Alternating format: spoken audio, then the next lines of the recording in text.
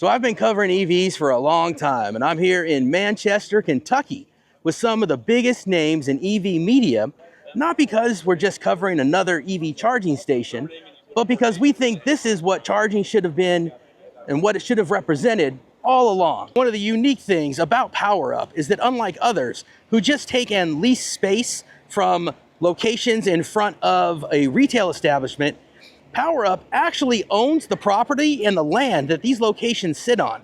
But what I love here is this is a station built by EV owners for EV owners, and it really shows in the details. What we've got here is something that we think America has needed from the start, and it's really been missing from the charging landscape.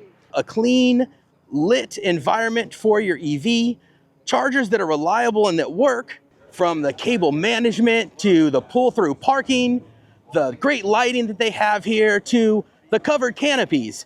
Everything about the experience here is going to be top-notch and focused on the end user. It's all about the EV owner experience. Welcome to the future of EV charging. Welcome to what EV charging should have been the whole time. Welcome to PowerUp America.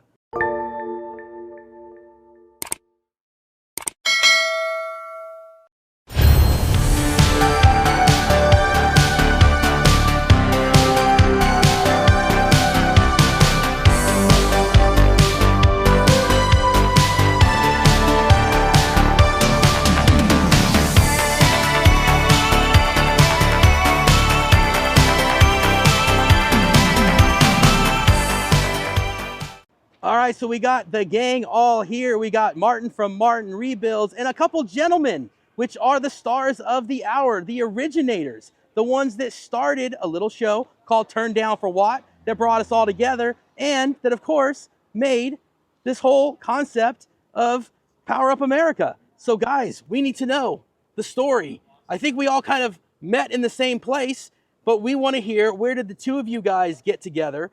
Let's get the story. Let's flip the camera around. Let's hear, how did this whole thing start? Because, you know, the podcast and stuff brought us all together, but before there was a podcast. We met on a dating app. That's what I heard. I heard it was Blender or something like that. Yeah, so Charger. before there was a PowerUp, before there was a Turn Down for What, there was a Josh and Jesi origin story. Let's hear the details. Before you were tie-wearing rednecks, you were just a couple of... We're regular rednecks. You were just hillbillies from Eastern Tennessee. Tell us the story, fellas. I was in the real estate industry. Jesse was in the data center industry. We both met over our mutual love of the F-150 Lightning. We saw that as such a unique technology. I took my wife on a road trip. We got to experience charging for the first time. I came back from that road trip and I called Jesse. We were just kind of like, we were just geeking out over the Lightning. And I said, Jesse, we have to do charging differently. And so from that point on, we really set the foundations for what would become Station 1, which is safe, reliable, unique charging for every EV driver. And so... Man, you got all of it in there. Bam! How about that? All the key words. But Jesse and I really, from the early days, wanted to do EV charging that was considerate to the end-use customer. And so we were looking at, how do we have the charger that has pull-through? How do we have the charger that you don't need an adapter? How do we have the charger that you show up and get the power that your vehicle wants? And so that was really the birth of what you see behind us, which is Station 1. We're excited to have this station. I have a lot more coming. Add to the story, Jesse. And what you see here, the concept that Josh and I had 3.5 years ago is this. We didn't wait for another company to come up with this. We didn't look for something else and then say, hey, that person is doing this, let's copy that. This is exactly what me and you said when we drew it out on a piece of paper 3.5, 4 years ago. So now to see it, we had people arguing with us who were charging manufacturers that we wanted both a NACS and CCS cable. They said, you only need CCS, don't worry about that. Yeah, that company ain't with us no more, are they? Nope. And we got Kempower, who offers both a NACS and CCS cable. This site, within the first week, Josh threw things across the office to me. It was like, come here, come here. And we had a Model Y with a big pontoon boat being pulled right through the side of it. So the concept we thought that this site would be used for in rural Kentucky is exactly what it's being used for. So we couldn't be any more excited to see this happen and can't wait for the others to start being developed. Well, fellas, I appreciate it. Let's go share with everybody the details of what there is and what you guys have built. It's amazing. I can't wait for everybody to see it. Let's go check it out together.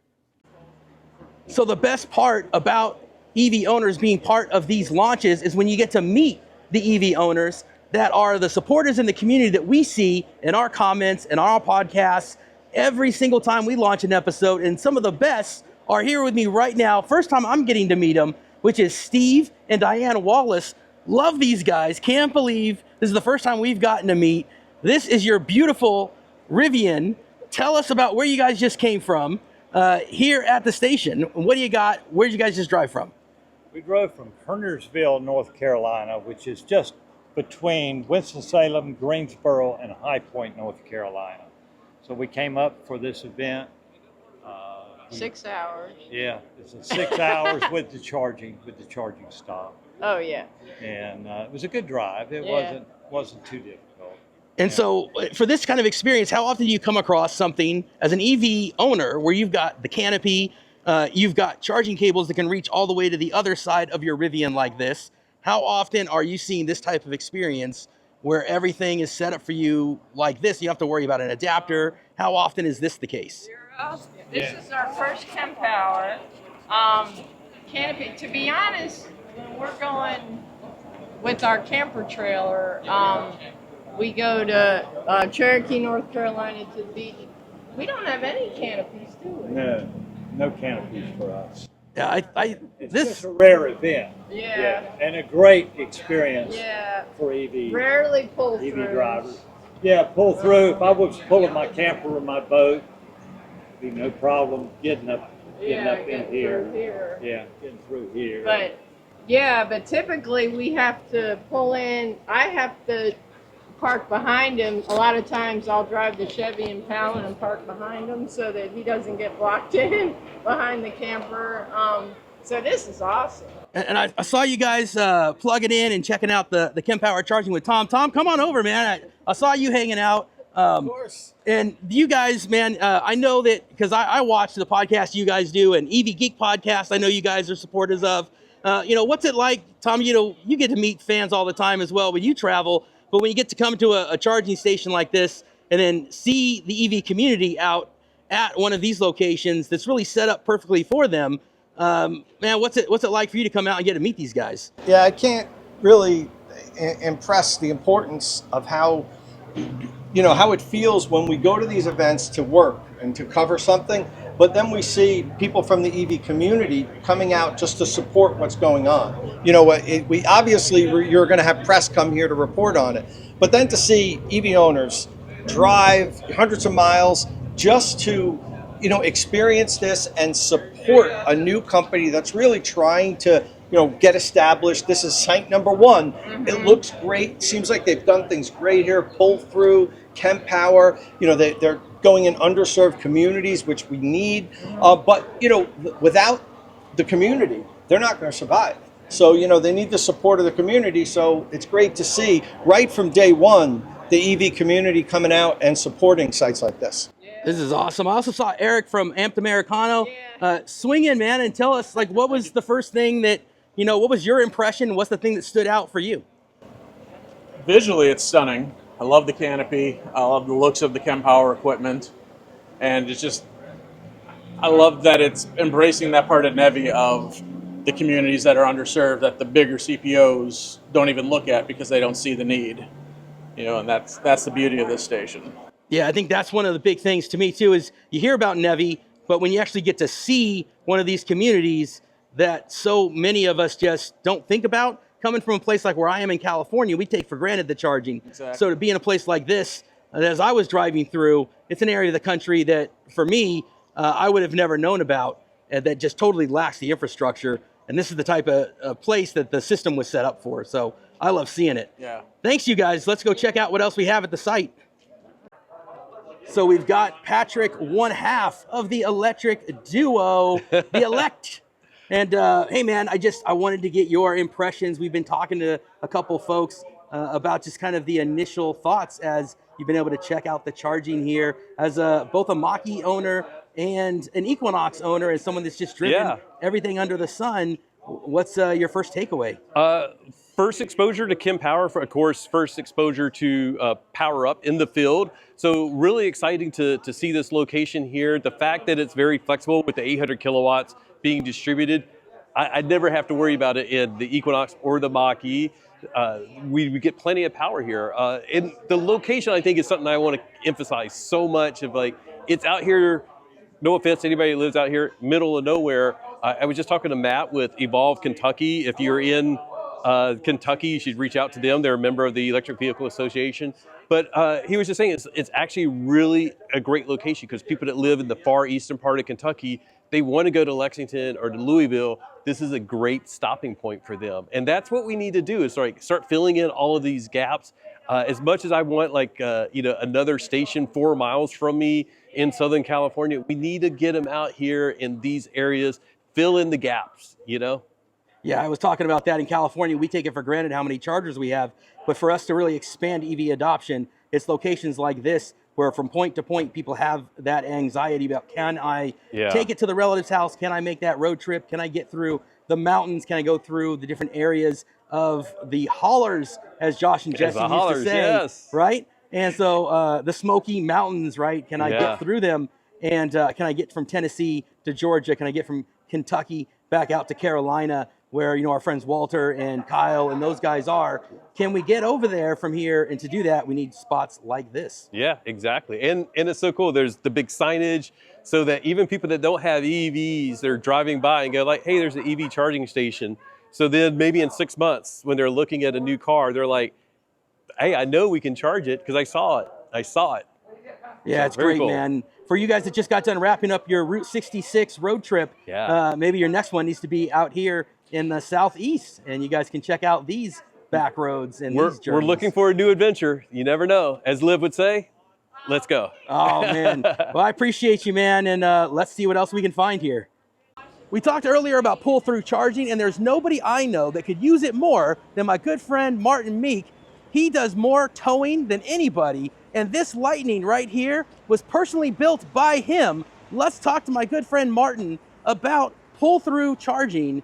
This here, I believe, is something that would save people like you all kinds of heartache. Yes. How often do you come across a pull-through charger? Hardly ever.